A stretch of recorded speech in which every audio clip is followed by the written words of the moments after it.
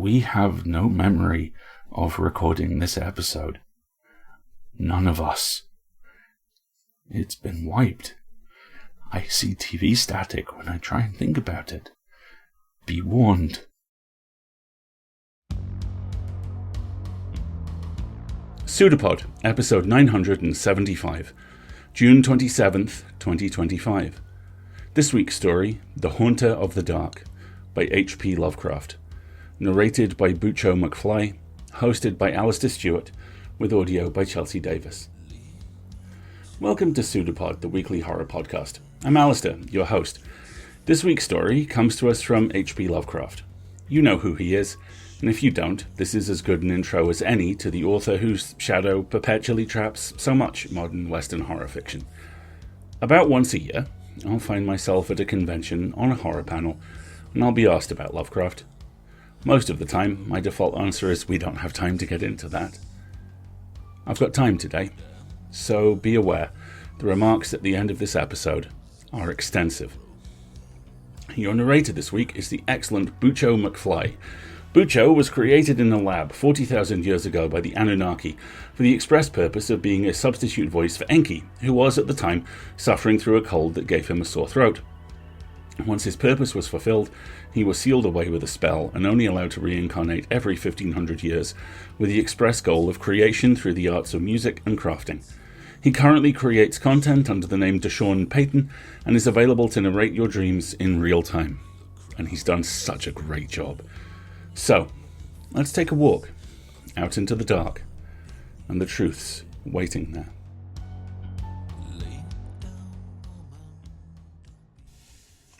The Haunter of the Dark by H.P. Lovecraft. Narrated by Bucho McFly. I have seen the dark universe yawning, where the black planets roll without aim, where they roll in their horror unheeded, without knowledge or luster or name. Nemesis.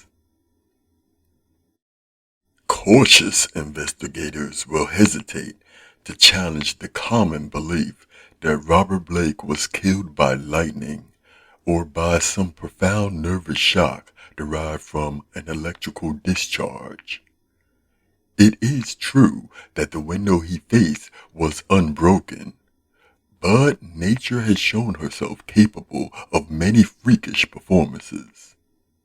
The expression on his face may easily have arisen from some obscure muscular source unrelated to anything he saw, while the entries in his diary are clearly the result of a fantastic imagination aroused by certain local superstitions and by certain old matters he had uncovered. As for the anomalous conditions at the deserted church of Federal Hill, the shrewd analyst is not slow in attributing them to some charlatanry, conscious or unconscious, with at least some of which Blake was secretly connected. For after all, the victim was a writer and a painter wholly devoted to the field of myth, dream, terror, and superstition, and avid in his quest for scenes and effects of a bizarre, spectral sort. His earlier stay in the city, a visit to a strange old man as deeply given to occult and forbidden lore as he, had ended amidst death and flame, and it must have been some morbid instinct which drew him back from his home in Milwaukee. He may have known of the old stories, despite his statements to the contrary in the diary, and his death may have nipped in the bud some stupendous hoax destined to have a literary reflection. Among those, however, who have examined and correlated all this evidence, there remain several who cling to less rational and commonplace theories. They are inclined to take much of Blake's diary at its face value, and point significantly to certain facts such as the undoubted genuineness of the old church record, the verified existence of the disliked and unorthodox Starry Wisdom sect prior to 1877, the recorded disappearance of an inquisitive reporter named Edwin M. Lillibridge in 1893, and, above all, the look of monstrous, transfiguring fear on the face of the young writer when he died. It was one of these believers who, moved to fanatical extremes, threw into the bay the curiously angled stone and a strangely adorned metal box found in the old church steeple, the black windowless steeple, and not the tower where Blake's diary said those things originally were. Though widely censored both officially and unofficially, this man, a reputable physician with a taste for odd folklore, averred that he rid the earth of something too dangerous to rest upon it. Between these two schools of opinion, the reader must judge for himself. The papers have given the tangible details from a skeptical angle, leaving for others the drawing of the picture as Robert Blake saw it, or thought he saw it, or pretended to see it. Now, studying the diary closely, dispassionately, and at leisure, let us summarize the dark chain of events from the expressed point of view of their chief actor. Young Blake returned to Providence in the winter of 1934-5, taking the upper floor of a venerable dwelling in a grassy court off College Street, on the crest of the great eastward hill near the Brown University campus and behind the marble John Hay Library. It was a cozy and fascinating place, and a little garden oasis of village-like antiquity where huge, friendly cats sunned themselves atop a convenient shed.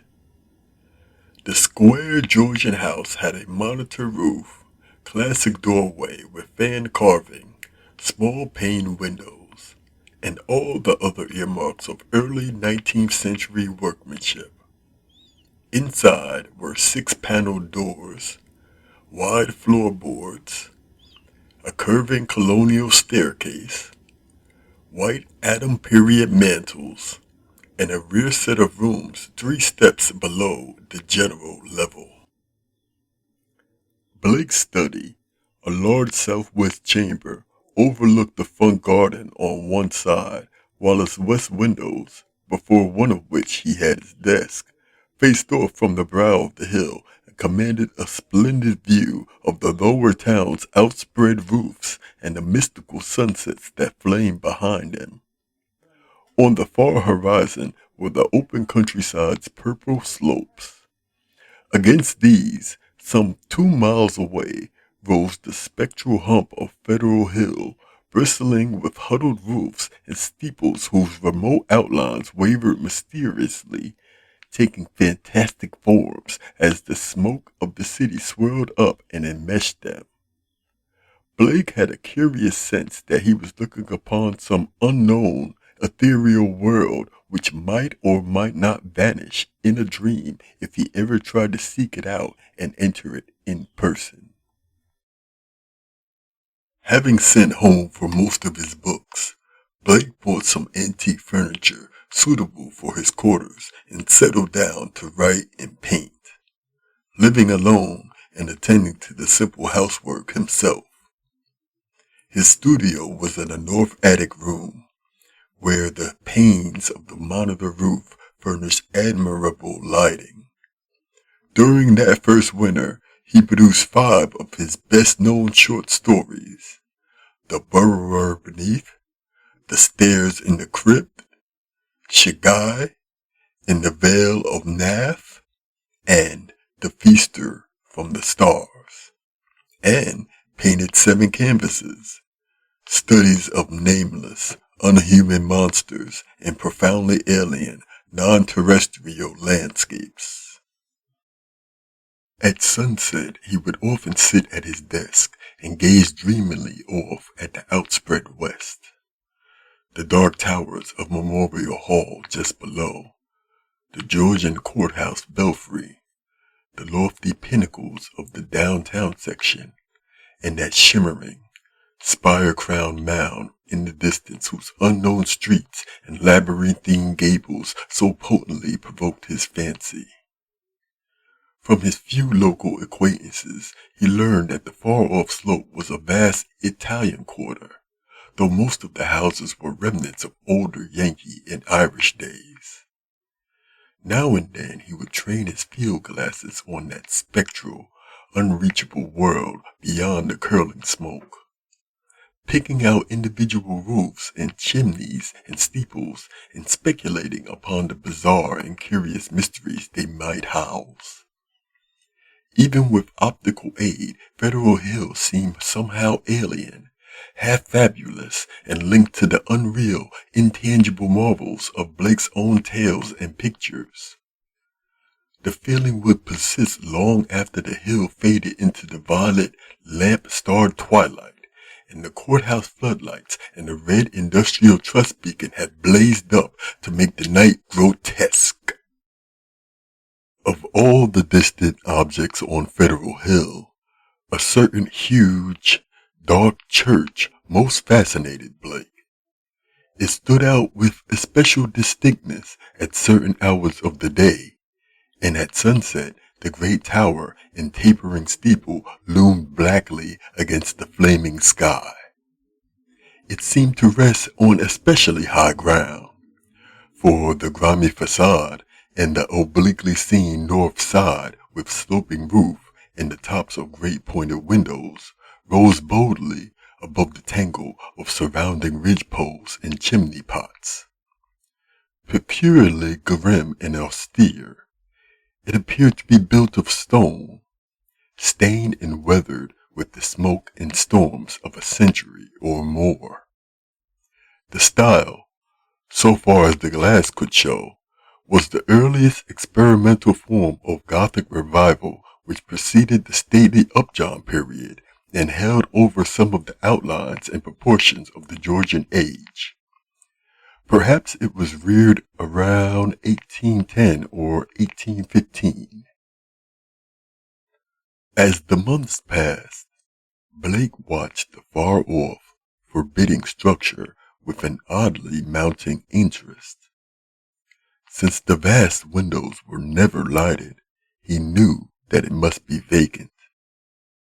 The longer he watched, the more his imagination worked, till at length he began to fancy curious things. He believed that a vague, singular aura of desolation hovered over the place, so that even the pigeons and swallows shunned its smoky eaves. Around the other towers and belfries, his glass would reveal great flocks of birds, but here they never rested. At least, that is what he thought and set down in his diary.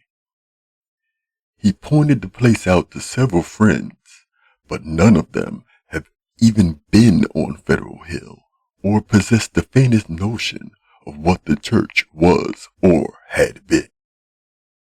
In the spring, a deep restlessness gripped Blake. He had begun his long-planned novel, based on the supposed survival of the witch cult in Maine, but was strangely unable to make progress with it. More and more, he would sit at his westward window and gaze at the distant hill and the black, frowning steeples shunned by the birds. When the delicate leaves came out on the garden boughs, the world was filled with a new beauty, but Blake's restlessness was merely increased. It was then that he first thought of crossing the city and climbing bodily up that fabulous slope into the smoke-wreathed world of dream. Late in April, just before the eon-shadowed wild purchase time, Blake made his first trip into the unknown. Plodding through the endless downtown streets and the bleak, decayed squares beyond, he came finally upon the ascending avenue of century-worn steps, sagging Doric porches, and blur-paned cupolas which he felt must lead up to the long-known, unreachable world beyond the mists. There were dingy blue and white street signs which meant nothing to him, and presently he noted the strange, dark faces of the drifting crowds and the foreign signs over the curious shops in brown, decade-weathered buildings. Nowhere could he find any of the objects he had seen from afar, so that once more he half fancied that the Federal Hill of that distant view was a dream world never to be trod by living human feet. Now and then a battered church facade or crumbling spire came into sight, but never the blackened pile that he sought. When he asked the shopkeeper about a great stone church, the man smiled and shook his head, though he spoke English freely. As Blake climbed higher, the region seemed stranger and stranger, with bewildering mazes of brooding brown alleys leading eternally off to the south. He crossed 2 or 3 broad avenues, and once thought he glimpsed a familiar tower. Again, he asked the merchant about the massive church of stone, and this time he could have sworn that the plea of ignorance was feigned. The dark man's face had a look of fear which he tried to hide, and Blake saw him make a curious sign with his right hand. Then, suddenly, a black spire stood out against the cloudy sky on his left, above the tiers of brown roofs lining the tangled southerly alleys. Blake knew at once what it was, and plunged toward it through the squalid, unpaved lanes that climbed from the avenue. Twice he lost his way, but he somehow dared not to ask any of the patriarchs or housewives who sat at their doorsteps, or any of the children who shouted and played in the mud of the shadowy lanes. At last he saw the tower plain against the southwest, and a huge stone bulk rose darkly at the end of an alley. Presently he stood in a windswept open square, quaintly cobblestone with a high bank wall on the farther side. This was the end of his quest, for upon the wide, iron-railed, weed-grown plateau which the wall supported, a separate, lesser world raised fully 6 feet above the surrounding streets, there stood a grim, Titan bulk whose identity, despite Blake's new perspective, was beyond dispute. The vacant church was in a state of great decrepitude. Some of the high stone buttresses had fallen, and several delicate finials lay half lost among the brown, neglected weeds and grasses. The sooty Gothic windows were largely unbroken, though many of the stone mullions were missing. Blake wondered how the obscurely painted panes could have survived so well in the view of the known habits of small boys the world over. The massive doors were intact and tightly closed. Around the top of the bank wall, fully enclosing the grounds, was a rusty iron fence whose gate, at the head of a flight of steps from the square, was visibly padlocked. The path from the gate to the building was completely overgrown.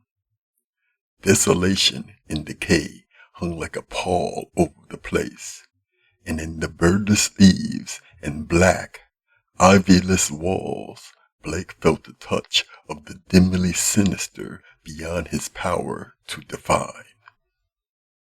There were very few people in the square, but Blake saw a policeman at the northerly end and approached him with questions about the church. He was a great, wholesome Irishman, and it seemed odd that he would do little more than make the sign of the cross and mutter that people never spoke of that building. When Blake pressed him, he said very hurriedly that the Italian priest warned everybody against it, vowing that a monstrous evil had once dwelt there and left its mark. He himself had heard dark whispers of it from his father, who recalled certain sounds and rumors from his boyhood. There had been a bad sect there in the old days, an outlaw sect that called up awful things from some unknown gulf of night. It had taken a good priest to exorcise what had come, though there did be those who said that merely the light could do it. If Father O'Malley were alive, there would be many a thing he could tell. But now there was nothing to do but let it alone. It hurt nobody now, and those that owned it were dead or far away. They had run away like rats after the threatening talk in '77, when people began to mind the way folks vanished now and then in the neighborhood.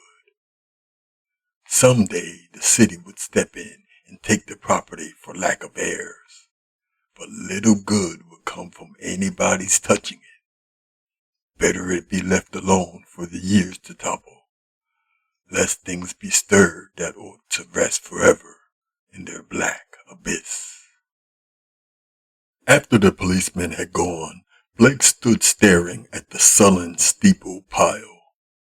It excited him to find that the structure seemed as sinister to others as to him, and he wondered what grain of truth might lie behind the tales that the blue coat had repeated. Probably they were mere legends evoked by the evil look of the place, but even so, they were like a strange coming to life of one of his own stories. The afternoon sun came out from behind dispersing clouds, but seemed unable to light up the stained, sooty walls of the old temple that towered on its high plateau. It was odd that the green of spring had not touched the brown, withered ropes in the raised, iron-fenced gate. Blake found himself edging nearer the raised area and examining the bank wall and rusted fence for possible avenues of ingress. There was a terrible lure about the blackened vein which was not to be resisted. The fence had no openings near the steps, but round on the north side there were some missing bars. He could go up the steps and walk round on the narrow coping outside the fence till he came to the gap. If the people here feared the place so wildly, he would encounter no interference. He was on the embankment and almost inside the fence before anyone noticed him. Then, looking down, he saw the few people in the square edging away and making the same sign with their right hands that the shopkeeper in the avenue had made. Several windows were slammed down, and a fat woman darted into the street and pulled some small children inside a rickety, unpainted house. The gap in the fence was very easy to pass through, and before long Blake found himself wading amidst the rotting, tangled growths of the deserted yard. Here and there, the worn stump of a headstone told him that there had once been burials in the field, but that, he saw, must have been very long ago. The sheer bulk of the church was oppressive now that he was close to it, but he conquered his mood and approached to try the 3 great doors in the facade.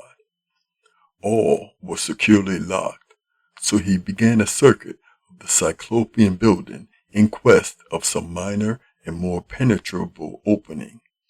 Even then, he could not be sure he wished to enter that haunt of desertion and shadow, yet the pull of his strangeness dragged him on automatically. A yawning and unprotected cellar window in the rear furnished the needed aperture. Peering in, Blake saw a subterranean gulf of cobwebs and dust, faintly lit by the western sun's filtered rays. Debris, old barrels, and ruined boxes and furniture of numerous sorts met his eye, though over everything lay a shroud of dust which softened all sharp outlines. The rusted remains of a hot air furnace showed that the building had been used and kept in shape as late as mid-Victorian times. Acting almost without conscious initiative, Blake crawled through the window and let himself down to the dust-carpeted and debris-strewn concrete floor. The vaulted cellar was a vast one, without partitions, and in a corner far to the right, amid dense shadows, he saw a black archway, evidently leading upstairs.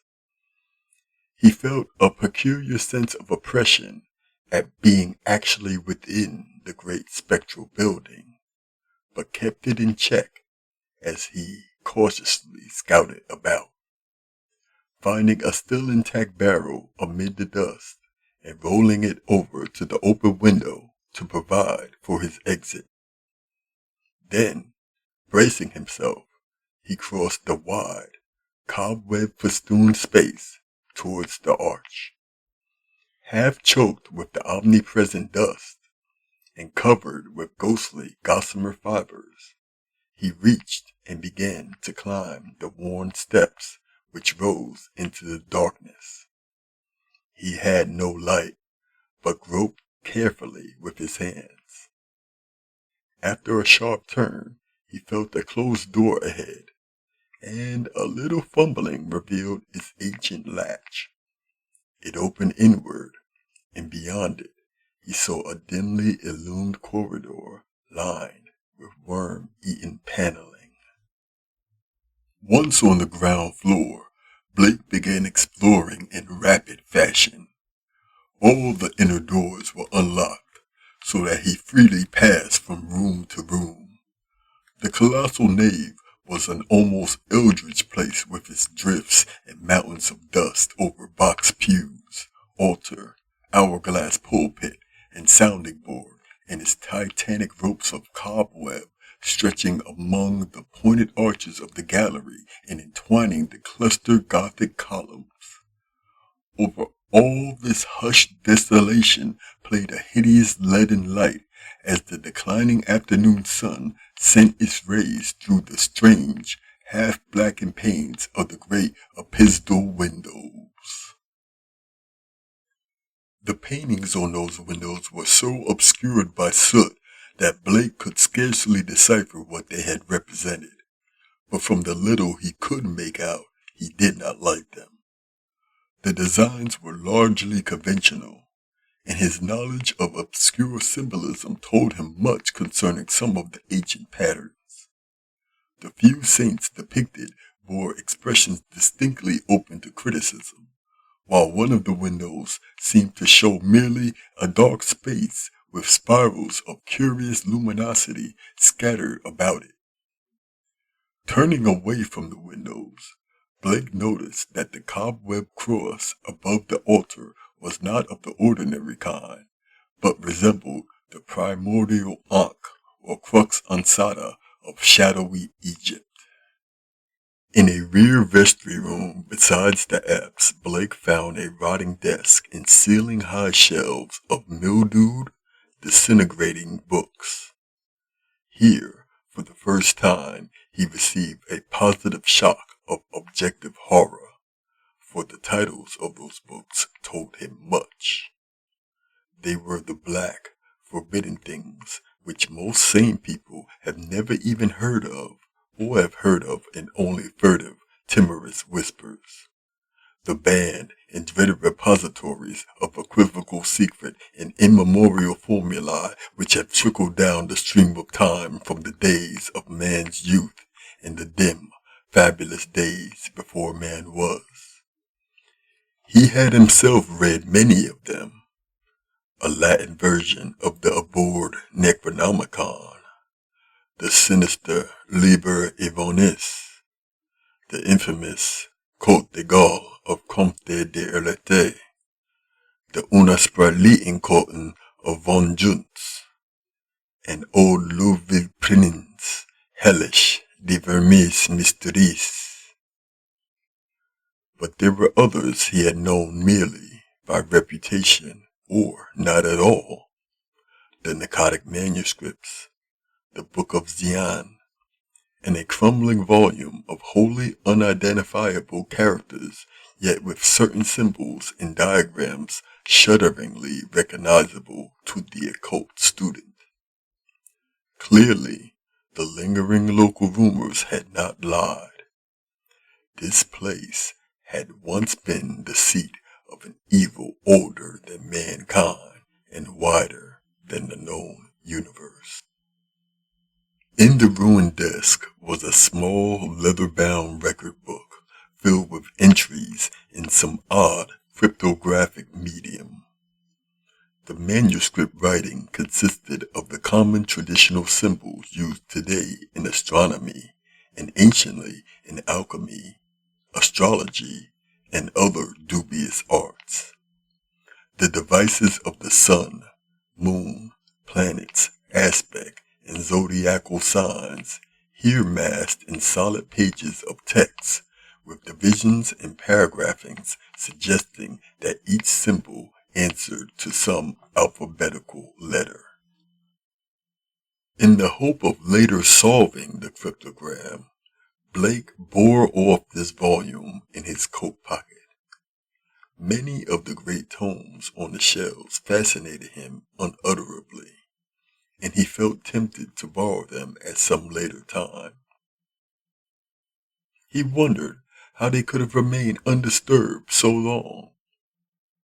Was he the first to conquer the clutching, pervasive fear which had for nearly 60 years protected this deserted place from visitors? Having now thoroughly explored the ground floor, Blake plowed again through the dust of the spectral nave to the front vestibule, where he had seen a door and staircase presumably leading up to the blackened tower and steeple, objects so long familiar to him at a distance. The ascent was a choking experience, for dust lay thick, while the spiders had done their worst in this constricted place. The staircase was a spiral with high, narrow wooden treads, and now and then Blake passed a clouded window looking dizzily out over the city. Though he had seen no ropes below, he expected to find a bell or peal of bells in the tower whose narrow, Louvre-boarded lancet windows his field glass had studied so often. Here he was doomed to disappointment, for when he attained the top of the stairs, he found the tower chamber vacant of chimes and clearly devoted to vastly different purposes. The room, about 15 feet square, was faintly lighted by 4 lancet windows, one on each side, which were glazed within their screening of decayed Louvre boards. These had been further fitted with tight, opaque screens, but the latter were now largely rotted away. In the center of the dust-laden floor rose a curiously angled stone pillar some 4 feet in height and 2 in average diameter, covered on each side with bizarre, crudely incised, and wholly unrecognizable hieroglyphs. On this pillar rested a metal box of peculiarly asymmetrical form, its hinged lid thrown back and its interior holding, what looked beneath the decade-deep dust to be an egg-shaped or irregularly spherical object some 4 inches through. Around the pillar, in a rough circle, were 7 high-backed Gothic chairs, still largely intact, while behind them, ranging along the dark-paneled walls, were 7 colossal images of crumbling, black-painted plaster, resembling more than anything else the cryptic carven megaliths of mysterious Easter Island. In one corner of the cobweb chamber, a ladder was built into the wall, leading up to the closed trapdoor of the windowless steeple above. As Blake grew accustomed to the feeble light, he noticed odd bas-reliefs on the strange open box of yellowish metal. Approaching, he tried to clear the dust away with his hands and handkerchief, and saw that the figurines were of a monstrous and utterly alien kind, depicting entities which, though seemingly alive, resembled no known life form ever evolved on this planet. The 4-inch seeming sphere turned out to be a nearly black, red-striated polyhedron with many irregular flat surfaces. Either a very remarkable crystal of some sort, or an artificial object of carved and highly polished mineral matter. It did not touch the bottom of the box, but was held suspended by means of a metal band around its center, with 7 queerly designed supports extending horizontally to angles of the box's inner wall near the top. This stone, once exposed, exerted upon Blake an almost alarming fascination. He could scarcely tear his eyes from it, and as he looked at its glistening surfaces, he almost fancied it was transparent, with half-formed worlds of wonder within. Into his mind floated pictures of alien orbs with great stone towers, and other orbs with titan mountains and no presence of life, and still remoter spaces where only a stirring in vague blacknesses told of the presence of consciousness and will. When he did look away, it was to notice a somewhat singular mound of dust in the far corner near the ladder to the steeple. Just why it took his attention he could not tell, but something in its contours carried a message to his unconscious mind. Plowing toward it and brushing aside the hanging cobwebs as he went, he began to discern something grim about it. Hand and handkerchief soon revealed the truth, and Blake gasped with a baffling mixture of emotions. It was a human skeleton, and it must have been there for a very long time. The clothing was in shreds, but some buttons and fragments of cloth bespoke a man's gray suit. There were other bits of evidence: shoes, metal clasps, huge buttons for round cuffs, a stick pin of bygone pattern, a reporter's badge with the name of the Old Providence Telegram, and a crumbling leather pocketbook. Blake examined the latter with care, finding within it several bills of antiquated issue, a celluloid advertising calendar for 1893, some cards with the name Edwin M. Lillibridge, and a paper covered with pencil memoranda. This paper held much of a puzzling nature, and Blake read it carefully at the dim westward window. Its disjointed text included such phrases as the following: Professor Enoch Bowen, home from Egypt, May 1844.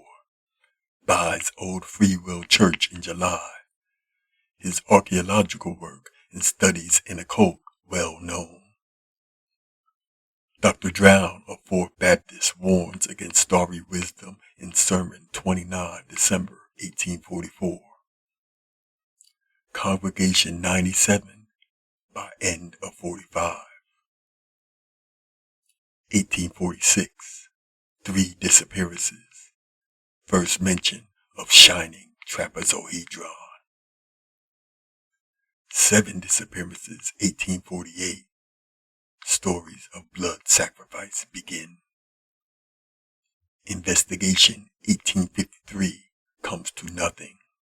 Stories of sounds. Father O'Malley tells of devil worship with box found in great Egyptian ruins. Says they call up something that can't exist in light. Flees a little light and banished by strong light. Then has to be summoned again. Probably got this from deathbed confession of Francis X. Feeney, who joined Starry Wisdom in 49. These people say the shining trapezohedron shows them heaven and other worlds, and that the haunter of the dark tells them secrets in some way. Story of Orrin B. Eddy, 1857. They call it up by gazing at the crystal and have a secret language of their own. 200 or more in congregation, 1863, exclusive of men at front. Irish boys mob church in 1869 after Patrick Regan's disappearance. Veiled article in J14, March 72, but people don't talk about it. 6 disappearances, 1876. Secret committee calls on Mayor Doyle. Action promise, February 1877. Church closes in April. Gang, Federal Hill Boys, threaten doctor, and vestrymen in May. 181 persons leave city before end of 77. Mention no names.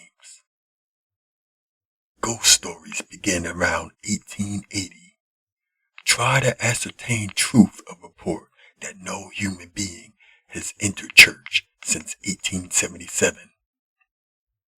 Ask Lanigan for photograph of place taken 1851. Restoring the paper to the pocketbook and placing the latter in his coat, Blake turned to look down at the skeleton in the dust. The implications of the notes were clear, and there could be no doubt but that this man had come to the deserted edifice 42 years before in quest of a newspaper sensation which no one else had been bold enough to attempt. Perhaps no one else had known of his plan. Who could tell?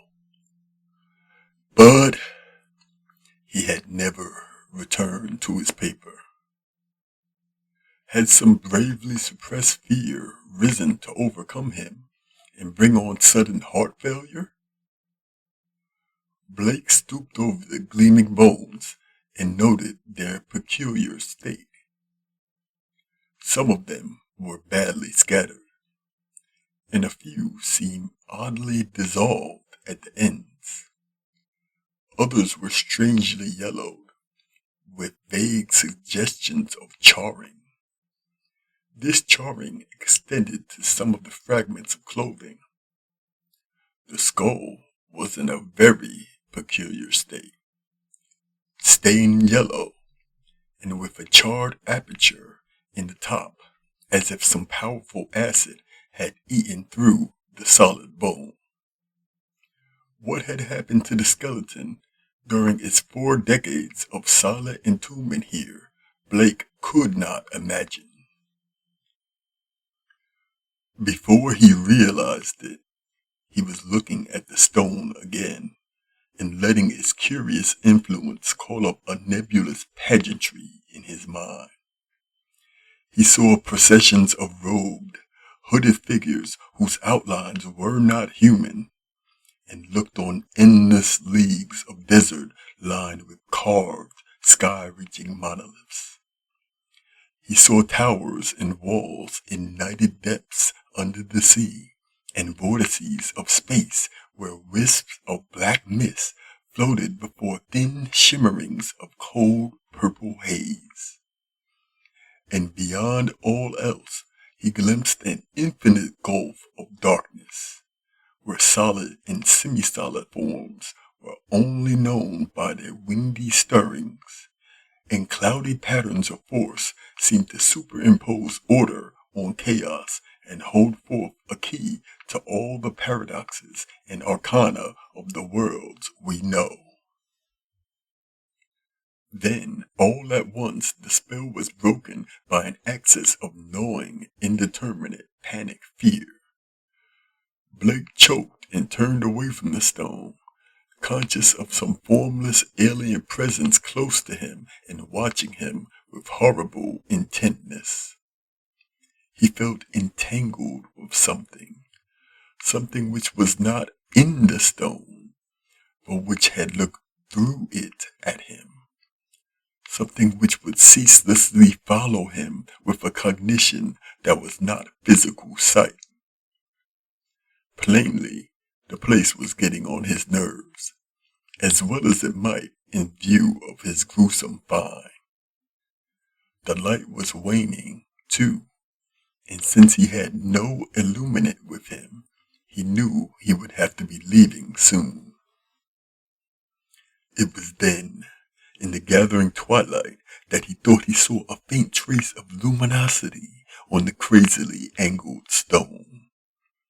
He had tried to look away from it, but some obscure compulsion drew his eyes back. Was there a subtle phosphorescence of radioactivity about the thing? What was it that the dead man's notes had said concerning a shining trapezohedron? What, anyway, was this abandoned lair of cosmic evil? What had been done here, and what might still be lurking in the bird-shunned shadows? It seemed now as if an elusive touch of photor had arisen somewhere close by, though its source was not apparent. Blake seized the cover of the long open box and snapped it down. It moved easily on its alien hinges and closed completely over the unmistakably glowing stone. At the sharp click of that closing, a soft, stirring sound seemed to come from the steeple's eternal blackness overhead, beyond the trap door. Rats, without question, the only living things to reveal their presence in this accursed pile since he had entered it. And yet, that stirring in the steeple frightened him horribly, so that he plunged almost wildly down the spiral stairs, across the ghoulish nave, into the vaulted basement, out amidst the gathering dust of the deserted square, and down through the teeming, fear-haunted alleys and avenues of Federal Hill towards the sane central streets and the home-like brick sidewalls of the college district. During the days which followed, Blake told no one of his expedition. Instead, he read much into certain books, examined long years of newspaper files downtown, and worked feverishly at the cryptogram in the leather volume from the cobwebbed vestry room. The cipher, he soon saw, was no simple one, and after a long period of endeavor, he felt sure that its language could not be English, Latin, Greek, French, Spanish, Italian, or German. Evidently, he would have to draw upon the deepest wells of his strange erudition. Every evening, the old impulse to gaze westward returned, and he saw the black steeple as of yore amongst the bristling roofs of a distant and half-fabulous world. But now it held a fresh note of terror for him. He knew the heritage of evil lore it masked, and with the knowledge his vision ran riot in queer new ways. The birds of spring were returning, and as he watched their sunset flights, he fancied they avoided the gaunt, lone spire as never before. When a flock of them approached it, he thought, they would wheel and scatter in panic confusion, and he could guess at the wild twitterings which failed to reach him across the intervening miles. It was in June that Blake's diary told of his victory over the cryptogram. The text was, he found, in the dark Aklo language used by certain cults of evil antiquity, and known to him in a halting way through previous researches. The diary is strangely reticent about what Blake deciphered, but he was patently awed and disconcerted by his results. There are references to a haunter of the dark, awaked by gazing into the shining trapezohedron, and insane conjectures about the black gulfs of chaos from which it was called. The being is spoken of as holding all knowledge and demanding monstrous sacrifices. Some of Blake's entries show fear lest the thing, which he seemed to regard as summoned, stalked abroad, though he adds that the street lights form a bulwark which cannot be crossed.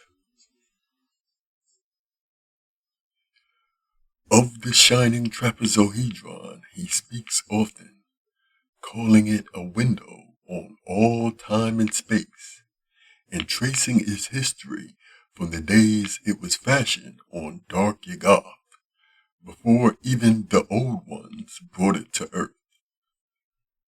It was treasured and placed in its curious box by the crinoid things of Antarctica, salvaged from their ruins by the serpent men of Valusia, and peered at eons later in Lemuria by the first human beings. It crossed strange lands and stranger seas, and sank with Atlantis before a Minoan fisher meshed it in his net and sold it to swarthy merchants from nighted Kem. The pharaoh Nephrin-Ka built around it a temple with a windowless crypt, and did that which caused his name to be stricken from all monuments and records. Then it slept in the ruins of that evil fame, which the priest and the new pharaoh destroyed, till the delver Spade once more brought it forth to curse mankind. Early in July, the newspapers oddly supplement Blake's entries, though in so brief and casual a way that only the diary has called general attention to their contribution. It appears that a new fear had been growing on Federal Hill since a stranger had entered the dreaded church. The Italians whispered of unaccustomed stirrings and bumpings and scrapings in the dark called on their priests to banish an entity which haunted their dreams. Something, they said, was constantly watching at a door to see if it were dark enough to venture forth. Press items mentioned the long-standing local superstitions, but failed to shed much light on the earlier background of the horror. It was obvious that the young reporters of today are no antiquarians. In writing of these things in his diary, Blake expresses a curious kind of remorse and talks of the duty of burying the shining trapezohedron and banishing what he had evoked by letting daylight into that hideous jutting spire. At the same time, however, he displays the dangerous extent of his fascination and emits a morbid longing pervading even his dreams to visit the accursed tower and gaze again into the cosmic secrets of the glowing stone. Then, something in the journal on the morning of 17 July threw the diarist into a veritable fever of horror. It was only a variant of the other half-humorous items about the Federal Hill restlessness, but to Blake it was somehow very terrible indeed.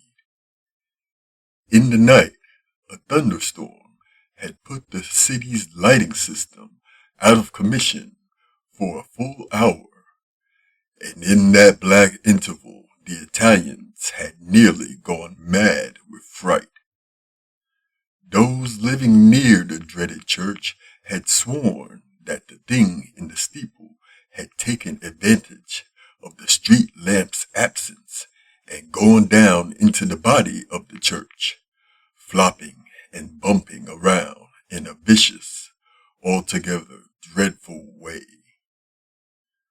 Towards the last it had bumped up to the tower, where there were sounds of the shattering of glass. It can go wherever the darkness reached, but light would always send it fleeing. When the current blazed on again, there had been a shocking commotion in the tower, for even the feeble light trickling through the grime-blackened, louvre-boarded windows was too much for the thing. It had bumped and slithered up into its tenebrous steeple just in time, for a long dose of light would have sent it back into the abyss whence the crazy stranger had called it. During the dark hour, praying crowds had clustered round the church in the rain with lighted candles and lamps somehow shielded with folded paper and umbrellas. A guard of light to save the city from the nightmare that stalks in darkness. Once, those nearest the church declared, the outer door had rattled hideously. But even this was not the worst. That evening in the bulletin, Blake read of what the reporters had found. Aroused at last to the whimsical news value of the scare, a pair of them had defied the frantic crowds of Italians and crawled into the church through the cellar window after trying the doors in vain. They found the dust of the vestibule and of the spectral nave plowed up in a singular way, with bits of rotted cushions and satin pew linings scattered curiously around. There was a bad odor everywhere, and here and there were bits of yellow stain and patches of what looked like charring. Opening the door to the tower and pausing a moment at the suspicion of a scraping sound above, they found the narrow spiral stairs wiped roughly clean. In the tower itself, a similarly half-swept condition existed. They spoke of the heptagonal stone pillar, the overturned Gothic chairs, and the bizarre plaster images. Though strangely enough, the metal box and the old mutilated skeleton were not mentioned. What disturbed Blake the most, except for the hints of stains and charring and bad odors, was the final detail that explained the crashing glass. Every one of the tower's lancet windows was broken, and 2 of them had been darkened in a crude and hurried way by the stuffing of satin pew linings and cushioned horsehairs into the spaces between the slanting exterior louvre boards. More satin fragments and bunches of horsehair lay scattered around the newly swept floor, as if someone had been interrupted in the act of restoring the tower to the absolute blackness of its tightly curtained days. Yellowish stains and charred patches were found on the ladder to the windowless spire, but when a reporter climbed up, opened the horizontally sliding trapdoor, and shot a feeble flashlight beam into the black and strangely folded space, he saw nothing but darkness and a heterogeneous litter of shapeless fragments near the aperture. The verdict, of course, was charlatanry.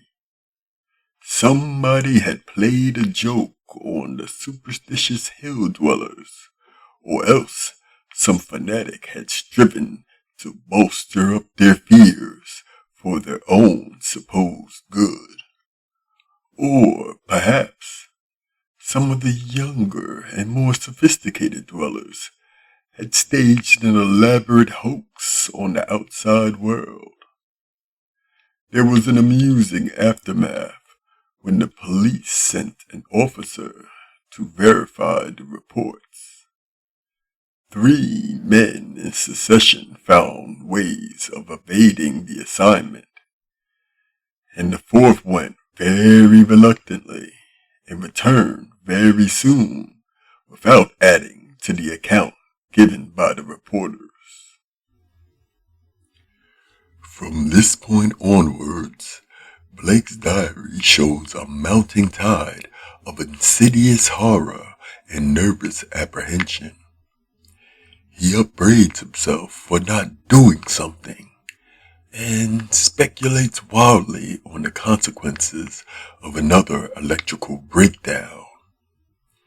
It had been verified that on 3 occasions, during thunderstorms, he telephoned the electric light company in a frantic vein and asked that desperate precautions against a lapse in power be taken. Now and then, his entries show concern over the failure of the reporters to find the metal box and stone, and the strangely marred old skeleton when they explored the shadowy tower room. He assumed that these things had been removed. Whither and by whom or what, he could only guess. But his worst fears concerned himself, and the kind of unholy rapport he felt to exist between his mind and that lurking horror in the distant steeple. that monstrous thing of night which his rashness had called out of the ultimate black spaces. He seemed to feel a constant tugging at his will, and callers of that period remember how he would sit abstractedly at his desk and stare out of the west window at that far-off, spire-bristling mound beyond the swirling smoke of the city. His entries dwell monotonously on certain terrible dreams and of a strengthening of the unholy rapport in his sleep.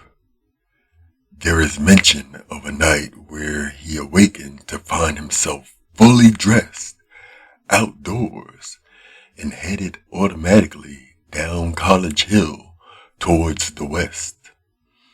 Again and again, he dwells on the fact that the thing in the steeple knows where to find him.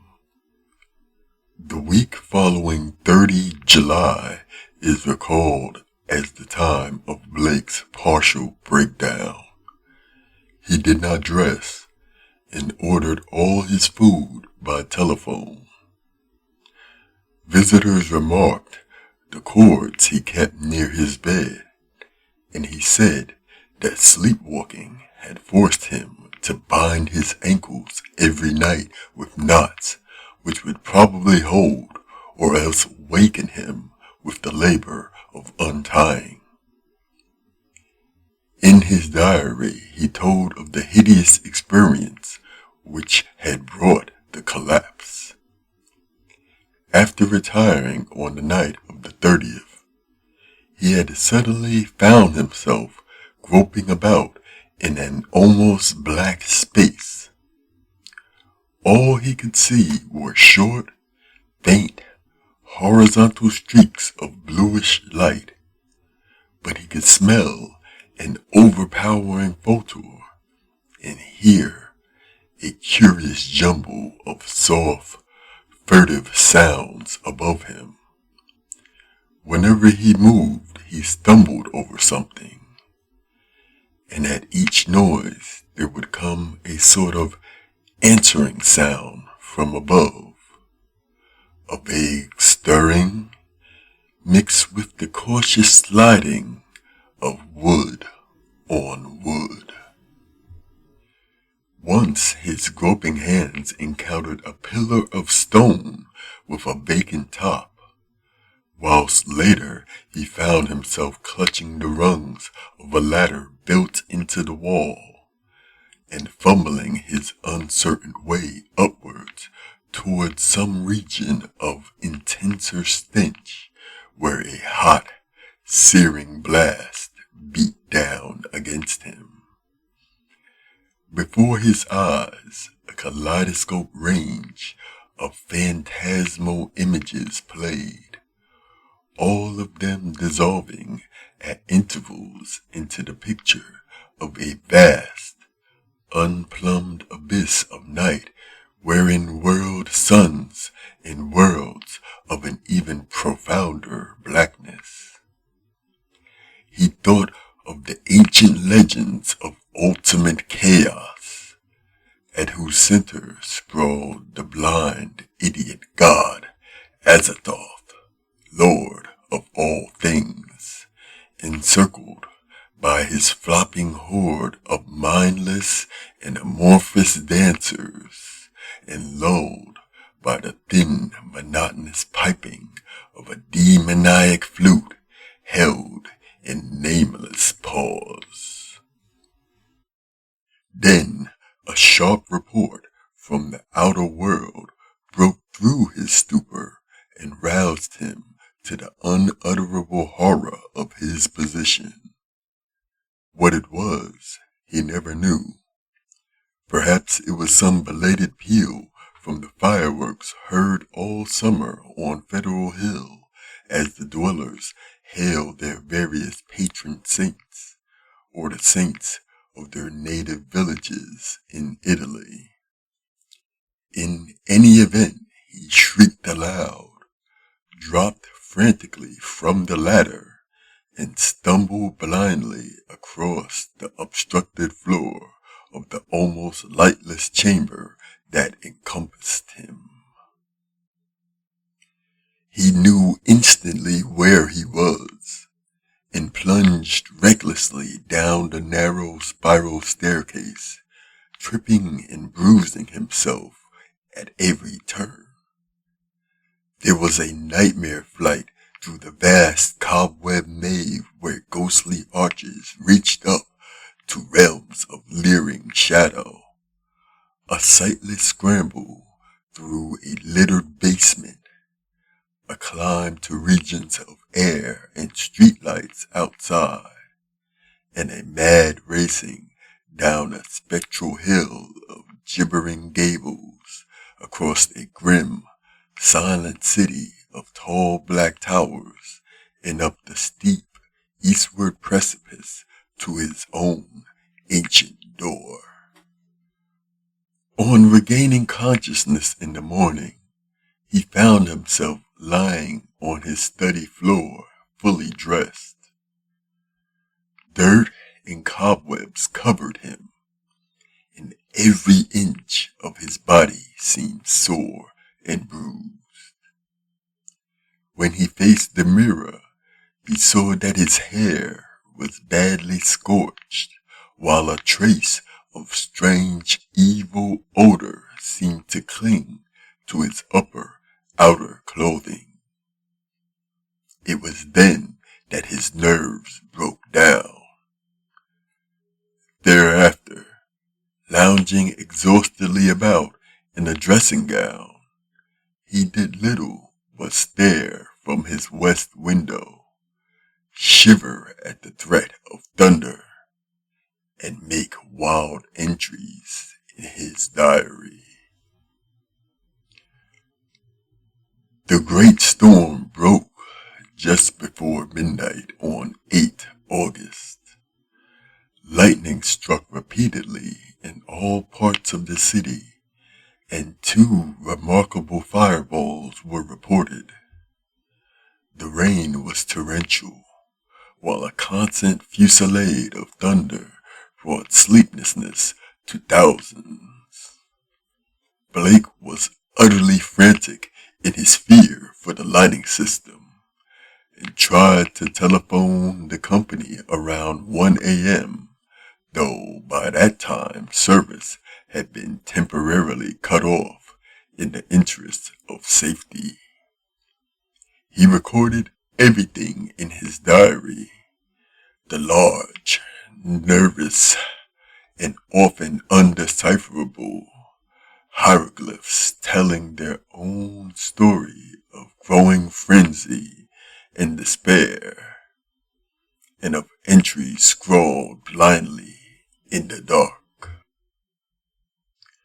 He had to keep the house dark in order to see out of the window, and it appears that most of his time was spent at his desk, peering anxiously through the rain across the glistening miles of downtown roofs at the constellation of distant lights marking Federal Hill. Now and then he would fumblingly make an entry in his diary, so that detached phrases such as, "The lights must not go. It knows where I am. I must destroy it.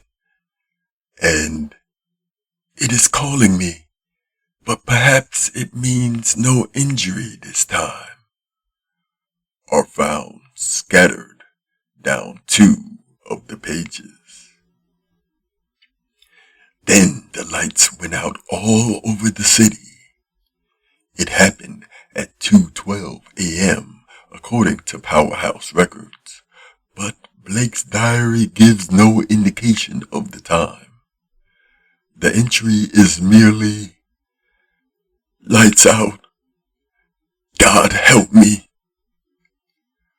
On Federal Hill, there were watchers as anxious as he, and rain-soaked men paraded the square in alleys around the evil church with umbrella-shaded candles, electric flashlights, oil lanterns, crucifixes, and obscure charms of the many sorts common to southern Italy.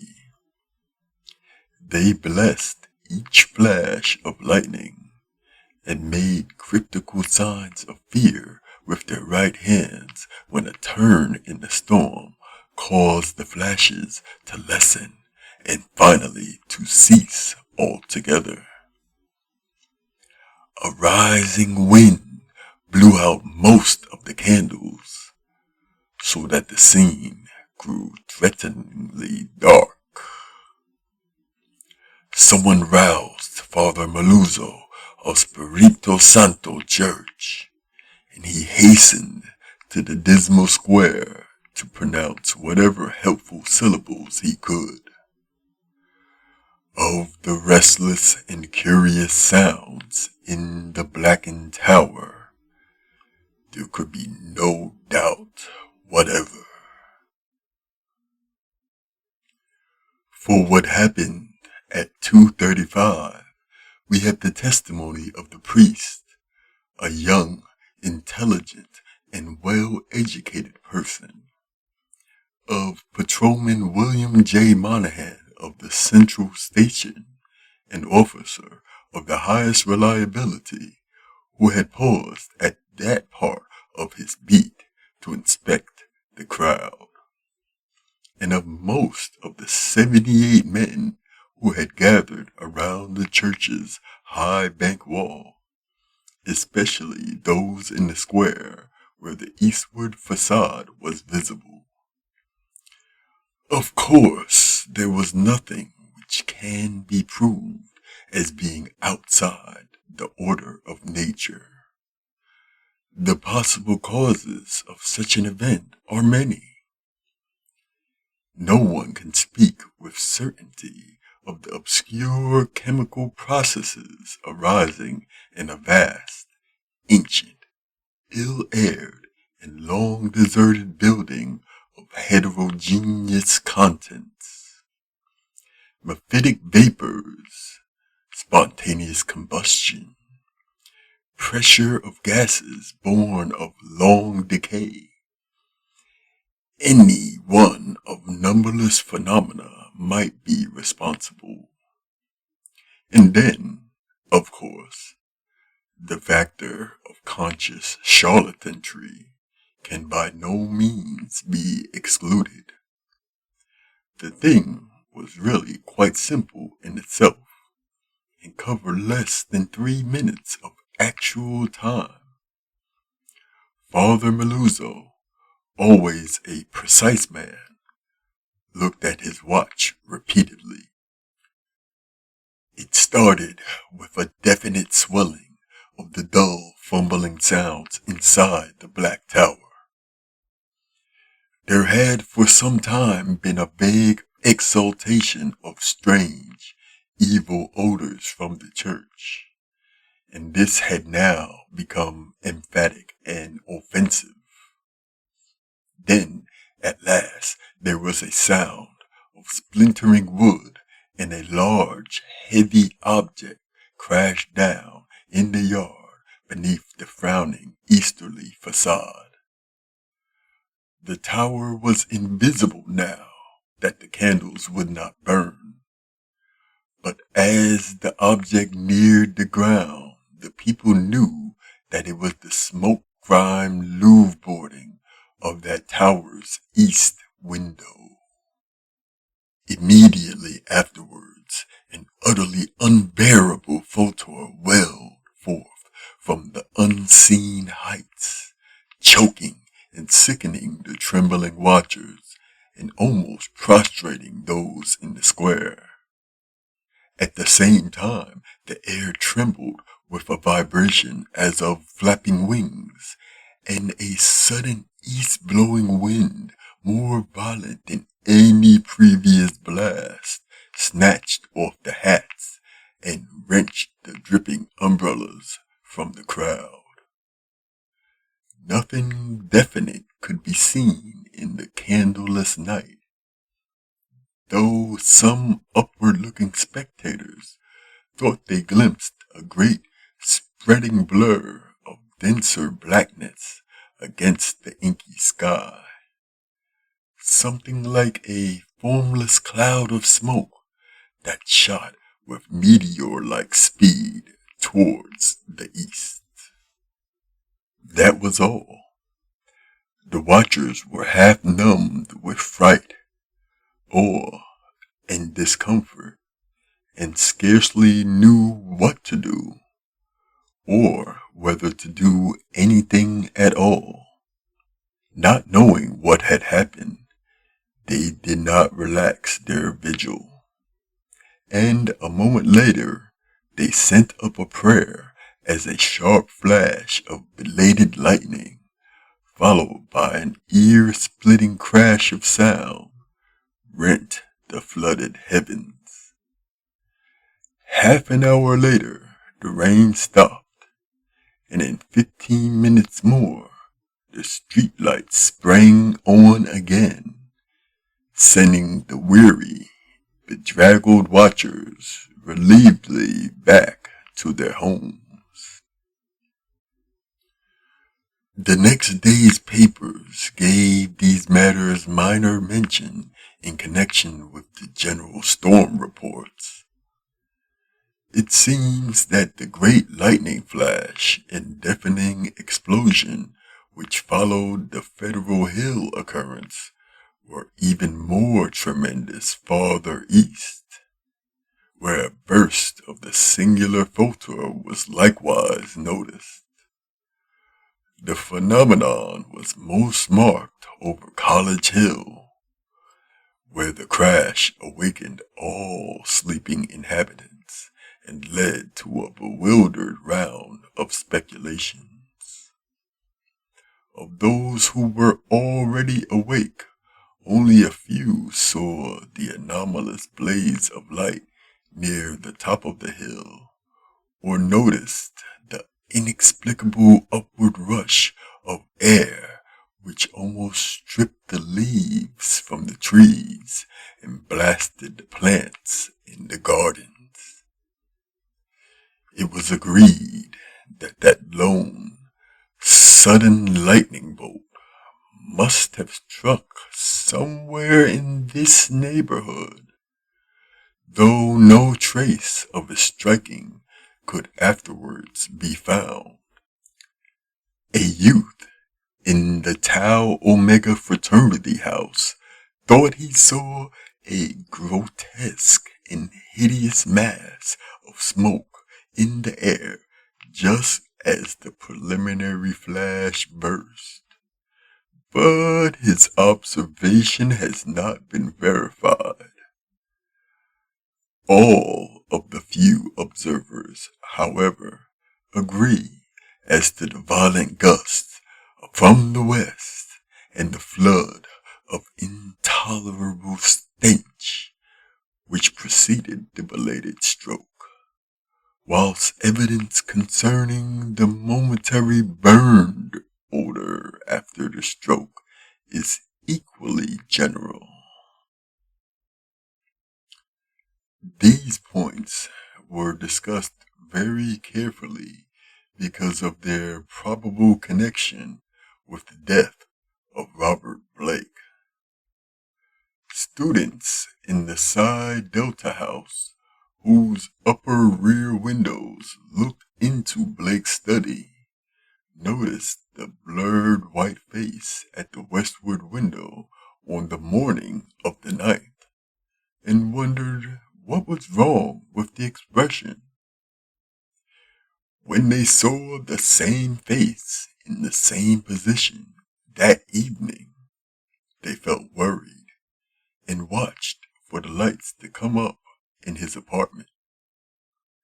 Later, they rang the bell of the darkened flat and finally had a policeman force the door. The rigid body sat bolt upright at the desk by the window, and when the intruders saw the glassy, bulging eyes and the marks of stark, convulsive fright on the twisted features, they turned away in sickened dismay. Shortly afterwards, the coroner's physician made an examination, and despite the unbroken window, reported electrical shock or nervous tension induced by electrical discharge as the cause of death. The hideous expression he ignored altogether, deeming it a not improbable result of the profound shock as experienced by a person of such abnormal imagination and unbalanced emotions. He deduced these latter qualities from the books, paintings, and manuscripts found in the apartment, and from the blindly scrawled entries in the diary on the desk.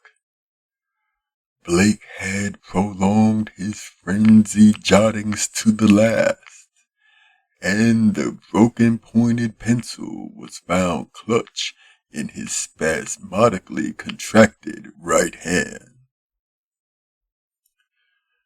The entries after the failure of the lights were highly disjointed and legible only in part. From them, certain investigators have drawn conclusions differing greatly from the materialistic official verdict, but such speculations have little chance for belief among the conservative. The case of these imaginative theorists has not been helped by the action of superstitious Dr. Dexter, who threw the curious box and angled stone, an object certainly self-luminous as seen in the black windowless steeple where it was found, into the deepest channel of the Narragansett Bay. Excessive imagination and neurotic unbalance on Blake's part, aggravated by knowledge of the evil bygone cult whose startling traces he had uncovered, formed the dominant interpretation given those final frenzied jottings. These are the entries, or all that can be made of them. Lights still out. Must be 5 minutes now. Everything depends on lighting. Yet if granted will keep up. Some influence seems beating through it. Rain and thunder and wind deafening. The thing is taking hold of my mind. Trouble with memory. I see things I never knew before. Other worlds and other galaxies. Dark. The lightning seems dark, and the darkness seems light. It cannot be the real hill and church that I see in the pitch darkness. Must be retinal impression left by flashes. Heaven grant the Italians are out with their candles if the lightning stops. What am I afraid of? Is it not an avatar of Nyarlathotep, who in ancient and shadowy Kem even took the form of man? I remember Yuggoth, and more distant Shagai, and the ultimate void of the black planets. The long, winging flight through the void cannot cross the universe of light, recreated by the thoughts caught in the shining trapezohedron. sending it through the horrible abysses of radiance. My name is Blake, Robert Harrison Blake of 620 East Snap Street, Milwaukee, Wisconsin. I am on this planet as a thought, have mercy. The lightning no longer flashes. Horrible. I can see everything with a monstrous sense that is not sight. Light is dark, and dark is light. Those people on the hill. God. Candles and charms. They're priests. Sense of distance gone. Far is near and near is far. No light, no glass. See that steeple, that tower, window. Can hear Roderick Usher. Am mad or going mad. The thing is stirring and fumbling in the tower. I am it, and it is I. I want to get out. Must get out and unify the forces. It knows where I am. I am Robert Blake, but I see the tower in the dark.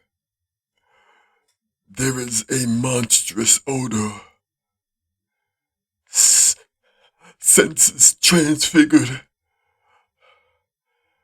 Boarding at that tower window, cracking and giving way.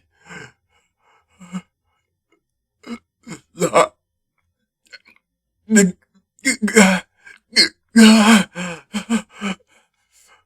see it coming here.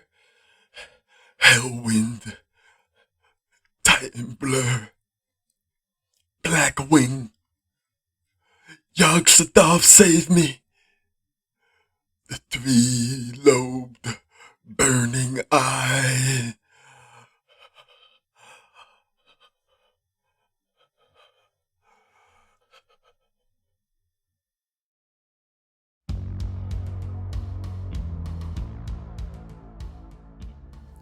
From a technical point of view, this is a very well put together piece of fiction.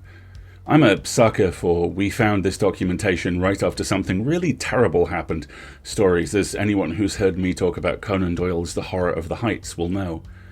That structure's a lot of fun here, dropping a lens across the story which lets us see the onion-like levels of corruption and horror Lovecraft has built, and what they say about Lovecraft. From his few local acquaintances, he learned that the far-off slope was a vast Italian quarter, though most of the houses were remnants of older Yankee and Irish days.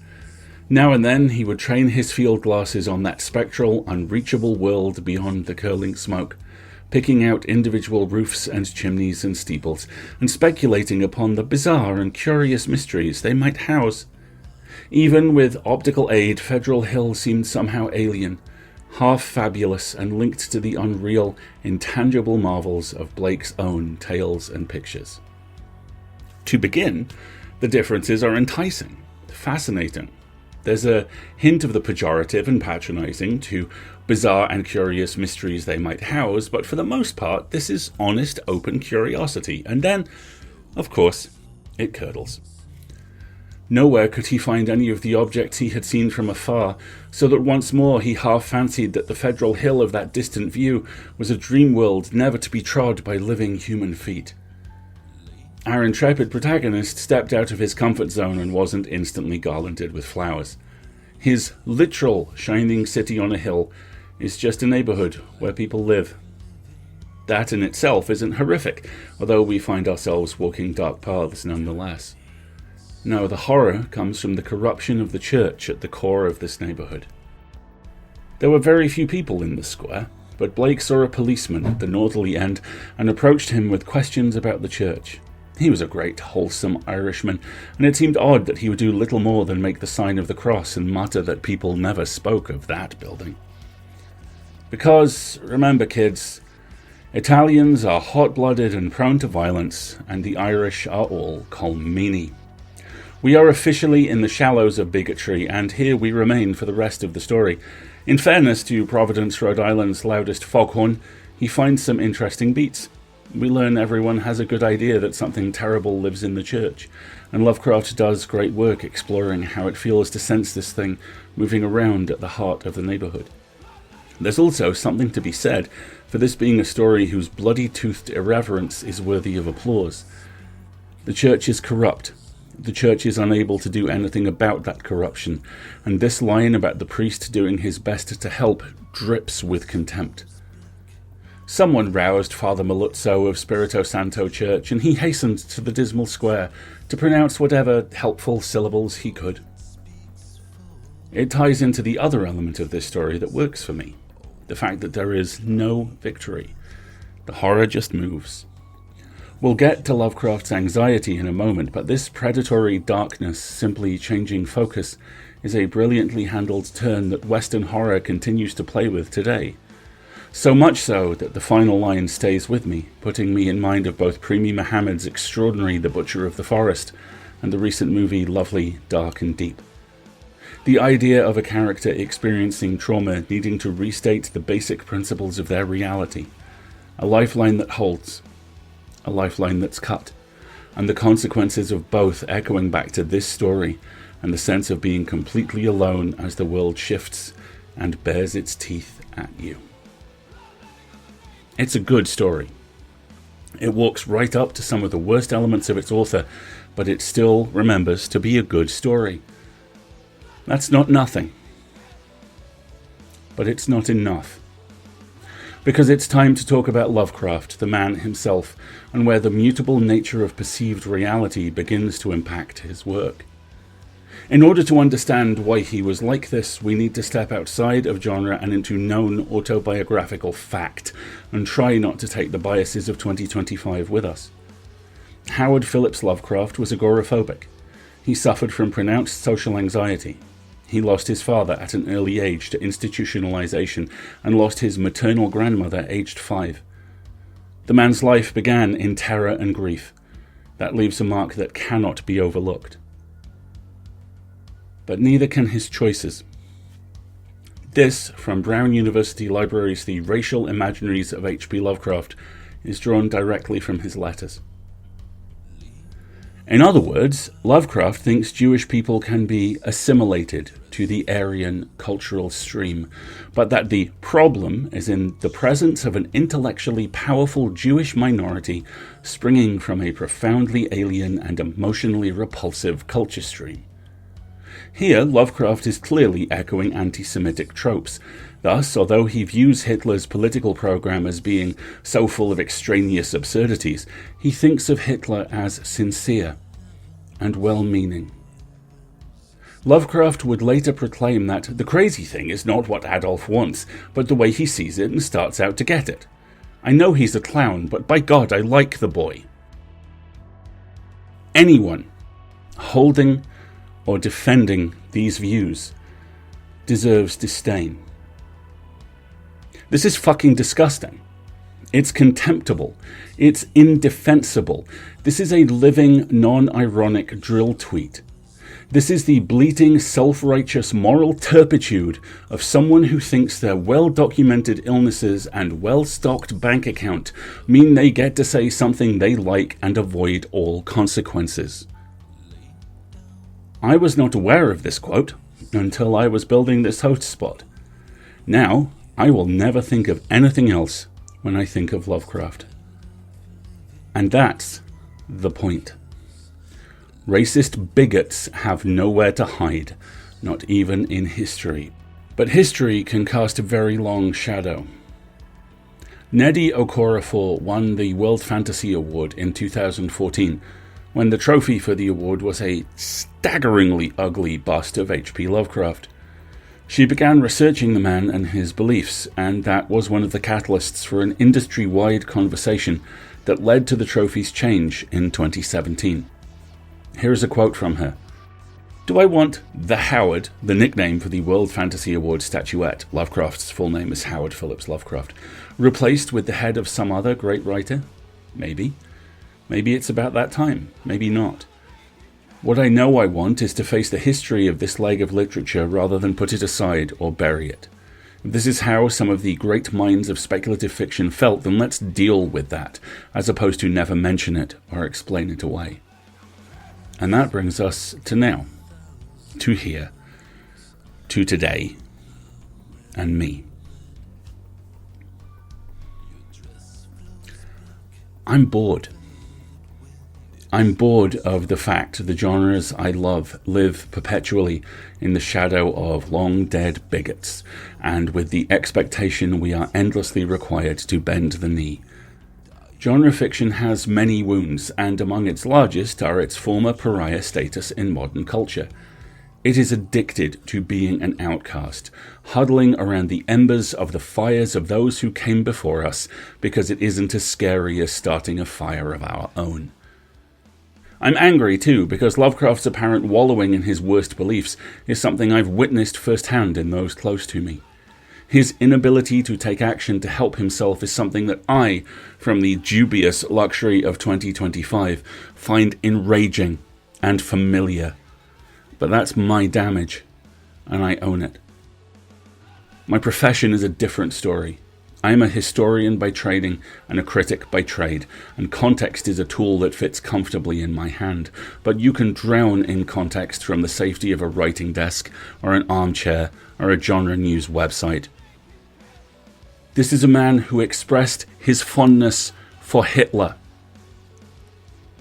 And yet, somehow, here we are in 2025, debating whether Providence Pinocchio is a real boy.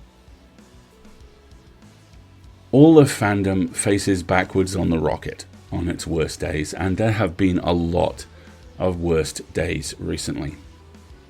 I haven't been able to find the attribution to this quote. I only saw it once, but it was something like, "The greatest crime Star Wars ever committed was that I'm no longer 11, and I can never forgive it for that." Fandom is cannibalistic. We would rather consume the same stories over and over, endlessly relitigate the same debates, than dare to take a chance on the future, because if we built something new, something better, well then we'd have to confront the reality that the past was imperfect. We'd admit that we were imperfect. We'd admit that we weren't 11 anymore. But what would happen if we did? What if we already have? Lovely, Dark and Deep, and the search and rescue creepypasta that informed it, like Butcher of the Forest, like Tingle's Bury Your Gaze, like so many other stories, novels, games, comics, podcasts, and films I could list, created by the sort of people HPL would cross the street to avoid or write a floridly rude, bigoted letter about once he was safely behind his walls.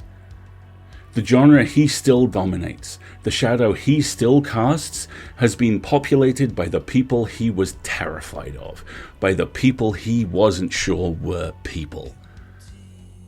And they tell much better stories than he ever could. And that brings us to the thing Lovecraft and his terrified protagonists told themselves they had. Distance.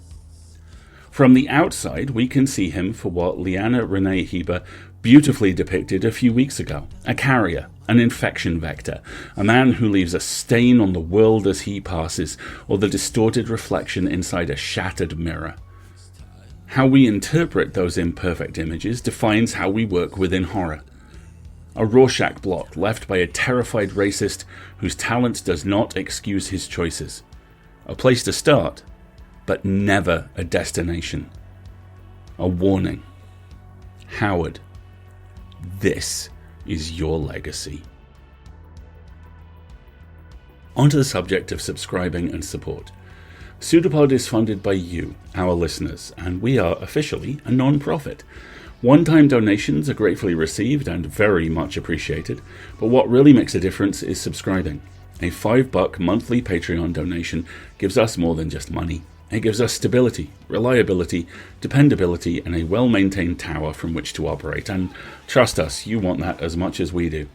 So if you can, please go to PseudoPod.org and sign up by clicking on Feed the Pod. If you have any questions about how to support EA and ways to give, please reach out to us at donations@escapeartists.net. If you can't afford to support us financially, then please consider leaving reviews of our episodes, or generally talking about them on whichever form of social media you are ruthlessly curating your muted words list on this week. We now have a Blue Sky account, and we'd love to see you there. You can find us at pseudopod.org. And if you like merch, you can also support us by buying hoodies, t-shirts, and other bits and pieces from the Escape Artists Void merch store. The link is in various places, including our pinned tweet. PseudoPod is part of the Escape Artists Foundation, a 501c3 non-profit, and this episode is distributed under the Creative Commons Attribution, Non-Commercial, No Derivatives 4.0 International License. Download and listen to the episode on any device you like, but don't change it or sell it. Theme music is by permission of Anders Manga. Join us next week for Grave Worms by Molly Tanzer, hosted by Kat, narrated by The Word Whore and Preston Buttons, and audio produced by Chelsea Davis. And PseudoPod agrees with Victor Laval's The Ballad of Black Tom. Nobody ever thinks of himself as a villain, does he? Even monsters hold high opinions of themselves. We'll see you next week, folks.